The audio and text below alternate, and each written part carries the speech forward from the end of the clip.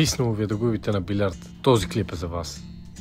Става въпрос за стъпките за изпълнението на перфектния удар. Започваме с стойката.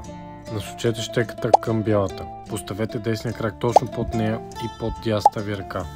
С левия крак направете голяма крачка по диагонал. Завъртете гърдите и раменете към щеката и легнете.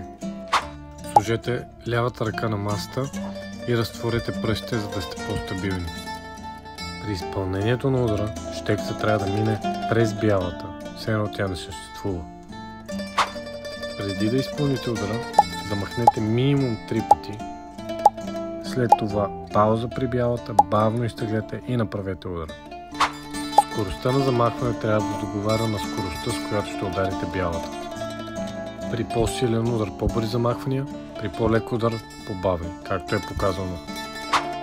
Последвайте канала за още такива яки съвети. Чао!